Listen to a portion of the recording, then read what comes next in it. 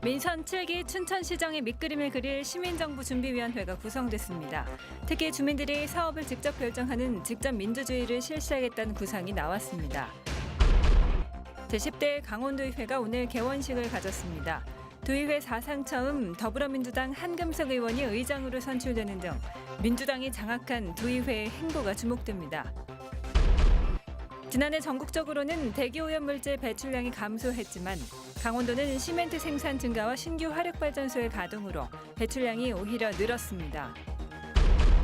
사드 갈등 이후 쭉 끊겼던 중국인 관광객들의 한국 방문이 재개됐습니다. 중국인 수학여행단과 문화교류 행사가 1년 만에 재개됐습니다.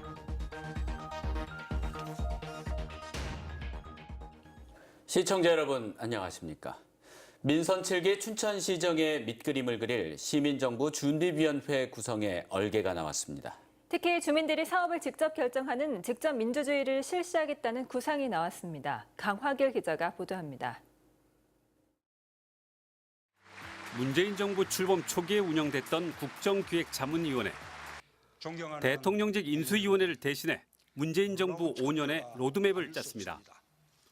새롭게 출범한 민선 7기 춘천시가 국정기획자문위원회를 벤치마킹했습니다. 이른바 행복한 시민정부 준비위원회입니다. 춘천 시민의 정부 향후 4년에 대한 로드맵을 만들고 방향에 대한 보다 더 구체적인 것들을 준비하기 위해서 시민정부 준비위원회는 앞으로 2달 동안 활동합니다. 먼저 이재수 시장의 공약을 실천할 기본 계획을 세우고 추진 전략을 구체화하게 됩니다. 이를 위해 직접민주주의위원회, 북방경제위원회, 문화특별시위원회, 먹거리위원회, 착한도시위원회 등 5개 위원회가 가동합니다. 특히 주목할 것은 시민들의 직접 참여 부분입니다. 직접민주주의 구현을 위해 민의청을 만듭니다. 민의청은 주민자치조직인 민회와 영역별 세대별 사업계획을 세우는 당사자 조직, 지역 공동의제를 다루는 공론화청으로 구성할 계획입니다. 그 민의들이 넘쳐날 수 있도록 저희 위원회에서 각 부분별 충분히 서로 유기적 관계 속에서 그 틀들을 마련해 나가려고 합니다. 이렇게 보면 민선 7기 춘천시는 민의청이 주요 사업을 결정하면 시민정부로 명명된 시청이 실행 계획을 세우고 이를 시의회가 심의하는 구조로 짜여집니다. 일단 처음 가는 길이라 우려가 적지 않습니다. 그동안 담론 수준에 그쳐왔던 직접 민주주의를 실현할 방법부터 찾아야 합니다. 이 과정에서 특정 세력의 과도한 개입으로 시민 대표성도 우려됩니다. 또한 기존 행정 시스템을 바꾸는 것이기 때문에 공무원 조직과의 갈등도 예상됩니다. 무엇보다 직접 민주주의의 핵심인 시민의 인식 부족도 해결해야 합니다. MBC 뉴스 강화길입니다. 제10대 강원도의회가 개원식을 갖고 본격적인 활동을 시작했습니다. 첫날인 오늘 철원의 더불어민주당 한금석 의원을 의장으로 선출하고 각 상임위원 배정을 마쳤습니다. 이재규 기자가 보도합니다. 제10대 강원도의회 의장에 3선의 더불어민주당 한금석 의원이 선출됐습니다. 재적의원 46명 가운데 무효표 1표를 제외한 45표를 얻어 전반기 강원도의회를 이끌게 됐습니다. 한 의장은 도정 주요 정책에 협조할 것은 협조하겠지만 집행부 견제라는 의회 본연의 임무를 소홀히 하지 않겠다고 밝혔습니다. 의회 기능이라는 자체가 집행부 견제하고 감시를 못하면 의회가 있을 필요가 없기 때문에 도울 건 돕고 또 견제하고 감시할 건 철저하게 해서 제1부의장에는 더불어민주당 박윤미 의원이 도의회 의정 사상 최초의 여성 부의장으로 선출됐습니다.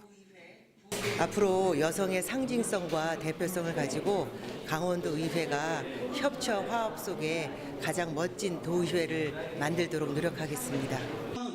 제2부의장에는 3선의 자유한국당 함종국 의원이 뽑혔습니다. 의회의 고유 기능인 견제와 균형, 비판 이 부분에 대해서 협력할 것은 확실하게 협력하고 견제할 것은 확실하게 견제해서 최문순 강원도지사는 민주당 다수의 여대 야소 상황이 정책 추진에 도움이 될 것으로 기대했습니다. 이제는 훨씬 더 속도를 붙일 수 있게 돼서 빠른 속도로 난관에 부딪혔던 일들을 추진해서 도민들의 삶을 윤택하게 하는 데 속도를 내도록 하겠습니다.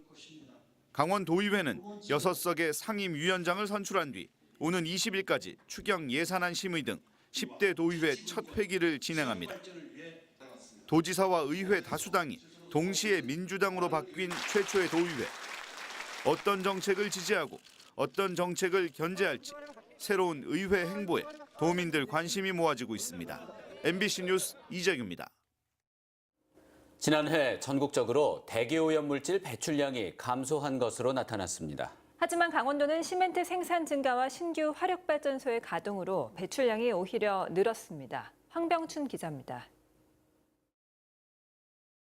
환경부는 굴뚝 자동 측정기가 부착된 전국 635개 사업장을 대상으로 2017년도 대기오염물질 배출량을 조사했습니다.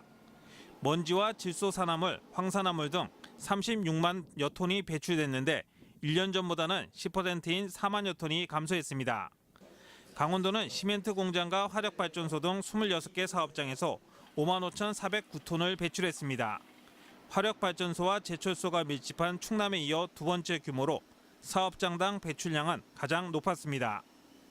노후 화력발전소 가동 중단, 배출시설 개선 등으로 전국적으로는 배출량이 감소한 반면 강원도는 1년 전보다 6.1% 늘었습니다. 시멘트 생산량이 늘고 GS 동해화력과 삼척화력이 가동을 시작했기 때문입니다. 환경부는 미세먼지 발생 시 화력발전소 가동을 제한하는 등 대기오염물질 저감 대책을 추진할 계획입니다. 2020년부터 한층 강화된 배출오염 기준을 적용하고 질소산화물에도 대기 배출 부과금을 부과할 예정에 있습니다. 한편 강릉과 삼척에는 신규 화력발전소 건설이 추진되고 있어 대기오염물질 배출량은 앞으로 더 늘어날 전망입니다. MBC 뉴스 황병춘입니다. 이른바 사드 갈등 이후 뚝 끊겼던 중국인 관광객들의 한국 방문이 다시 기지개를 펴고 있습니다.